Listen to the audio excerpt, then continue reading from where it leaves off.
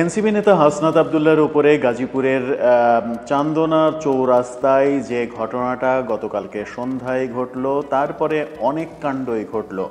অনেক কাণ্ড আমরা দেখলাম। এনসিপি মিছিল করলো, প্রতিবাদ জানালো, রাতের মধ্যে আসামিদের না ধরতে পারলে সরকারকে দেখে নেয়ার আলটিমেটাম দিল।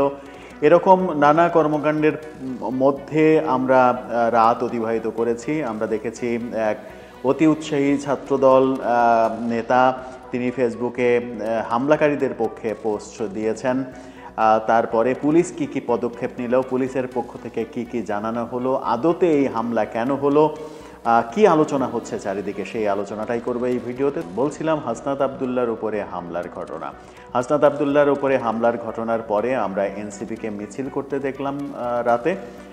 তারা মিছিল করলো বাংলা মোটরে, তাদের কার্যালয়ের সামনে, এরপরে রাজু ভাস্কর্যের দিকে গেল। কিন্তু আশ্চর্যজনক হলেও সত্য যে প্রথমে গাজীপুরে সন্ধ্যায় মিছিল হয়েছে এর প্রতিবাদে, এরপরে এনসিপি নিজের কার্যালয়ের সামনে রাতে মিছিল করলো। অনেক সময় পরে মিছিল করলেও এনসিপির মিছিলে যে জনসংখ্যার উপস্থিতি সেটা রীতিমতো বিস্ময়কর।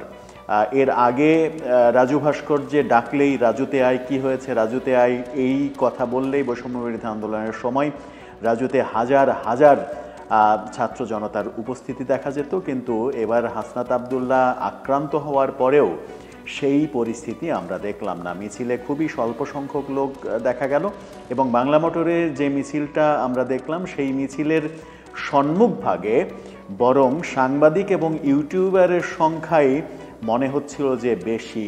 অজস্র মোবাইল ক্যামেরা স্টিক দিয়ে উঁচানো, সেই ক্যামেরায় ভিডিও ধারণ করা হচ্ছে, ইউটিউবাররা ভিডিও ধারণ করছে, টেলিভিশন ক্যামেরা, শত শত সাংবাদিক, এবং মিছিল করছে যে পরিমাণ লোকজন, সেই লোকজনের সংখ্যা বাংলা মোটরের অফিসের সামনে খুব বেশি হলে সেটা 200-র বেশি হওয়ার কথা নয়।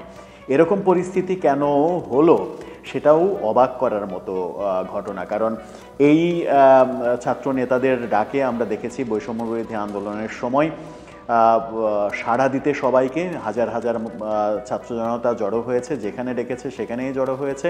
কিন্তু এখন জনপ্রিয়তায় ভাটা পড়েছে বলেই মনে হচ্ছে। নানা রকমের বিতর্কিত কর্মকাণ্ডের ফলে এনসিপি নানা রকমের সমালোচনার মধ্যে রয়েছে। তার একটা ছাপ এবার স্পষ্ট বোঝা গেল যে মিছিলটা দীর্ঘ হলো না, এটা এনসিপির জন্য বেশ হতাশাজনক। সেই হতাশার মধ্যেই তারা মিছিল করেছে, সরকারকে আলটিমেটাম দিয়েছে রাতের মধ্যেই আসামি ধরতে হবে। কিন্তু পুলিশ কি বলছে? হাসনাত আবদুল্লাহর উপরে হামলায় পুলিশ কি বলছে? দৈনিক কালবেলা এই ব্যাপারে যেটা বলেছিল, প্রথমে পুলিশের আরও আপগ্রেড আছে সেটা আমরা জানাচ্ছি। কালবেলা বলেছিল, গাজীপুর মহানগর পুলিশের উপকমিশনার রবিউল ইসলাম বলেছেন, হাসনাত আবদুল্লাহর উপরে হামলার ঘটনায় সিসিটিভি ফুটেজ পর্যবেক্ষণ করে দেখছি, দায়ীদের ধরতে পুলিশের একাধিক টিম কাজ শুরু করেছে। এদিকে ঠিক কী কারণে হাসনাত আবদুল্লাহর ওপরে গাজীপুরে হামলা হয়েছে, কিংবা গাজীপুরে কী কারণে হাসনাত আবদুল্লাহ গিয়েছিলেন, এটা এনসিপি নেতারা, এমনকি পুলিশও বলতে পারেনি। গাজীপুরে আসলে কি কারণে গিয়েছিলেন হাসনাত আবদুল্লাহ, এনসিপি নেতারাই বা জানলেন না কেন হাসনাত আবদুল্লাহর গাজীপুরে যাওয়ার এই তথ্য? এই কথাটা বলছে দৈনিক কালবেলা। তারা এনসিপি নেতাদের সঙ্গে কথা বলে জেনেছে যে কেন গাজীপুরে গিয়েছিলেন হাসনাত আবদুল্লাহ, সেটা এনসিপি কর্মীরা, গাজীপুরের কেউ জানেন না। এটা বেশ হতাশাজনক। এরপরে একটা মজার কাণ্ড ঘটেছে, সেটা হচ্ছে যে বিএনপির একজন কর্মী, ছাত্রদলের একজন নেতা, হাসনাত আবদুল্লাহর উপর হামলার পরে তিনি ফেসবুকে একটা বিতর্কিত পোস্ট দিয়েছেন। তিনি সার্জিস আলমের দেয়া হাসনাত আবদুল্লাহকে নিয়ে সেই পোস্টটা শেয়ার করে লিখেছিলেন, সবাই দ্রুত এগিয়ে যান, যারা হামলা করেছে তাদেরকে সাহায্যের জন্য হাত বাড়ান। পরবর্তীতে অবশ্য তিনি সমালোচনার মুখে সেই পোস্ট, উৎস তার নাম, সেই পোস্ট তিনি ডিলিট করে দেন। কিন্তু কেন এই পোস্টকে নিয়ে দৈনিক কালের কণ্ঠ এটা নিশ্চিত করছে যে এই ঘটনাটা ঘটেছে। আমরা তার স্ক্রিনশটটাও পেয়েছি, সেই স্ক্রিনশটটাও আপনারা দেখে নিতে পারেন। সেই ঘটনার পরে নিজের পোস্ট নিজেই ডিলিট করে আরেকটা পোস্ট দিয়েছেন তিনি। সেখানে তিনি লিখেছেন যে হাসনাত আবদুল্লার উপরে হামলাকারীদের সহায়তার জন্য আহ্বান জানিয়েছেন জানানো তামিম তামজিদ উৎস।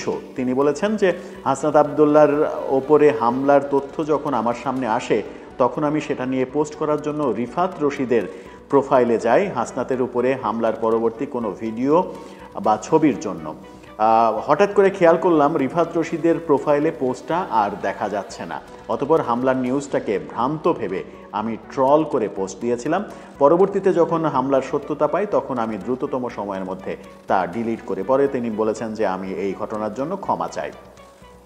এদিকে পুলিশ সর্বশেষ পুলিশের সূত্র থেকে আমরা যে জানতে পেরেছি এবং দৈনিক ক্যাম্পাস ডেইলি ক্যাম্পাস তারা নিশ্চিত করছে যে যুবলীগ নেতাসহ 2 জনকে পুলিশ আটক করেছে। যদিও তারা পুলিশ কোনো প্রমাণ পেয়েছে কিনা সেটা নিয়ে যথেষ্ট সন্দেহ রয়েছে, কিন্তু যেহেতু এনসিপির পক্ষ থেকে আলটিমেটাম দেওয়া হয়েছে রাতের মধ্যে আসামি ধরতে হবে, সুতরাং দুজনকে পুলিশ ধরেছে। এখন এই 2 জনকে ধরার ঘটনায় দ্য ক্যাম্পাস যেটা বলছে সেটা হচ্ছে গাজীপুর মহানগরের চান্দনা চৌরাস্তা এলাকায় জাতীয় নাগরিক পার্টির হাসনাত আবদুল্লার গাড়িতে হামলার ঘটনায় 2 জনকে আটক করেছে গাজীপুর মেট্রোপলিটন পুলিশ। রাতে আটক করা হয় বলে গাজীপুর মেট্রোপলিটন পুলিশের উপ police commissioner DC Rabiul Hasan নিশ্চিত করেন। আটককৃতরা হলেন গাজীপুর মহানগরের 13 নম্বর ওয়ার্ড যুবলীগ নেতা মোহাম্মদ নিজামুদ্দিন এবং কাশিমপুর থানা শেখ রাসেল শিশু কিশোর পরিষদের সভাপতি মাসুম আহমেদ দীপু।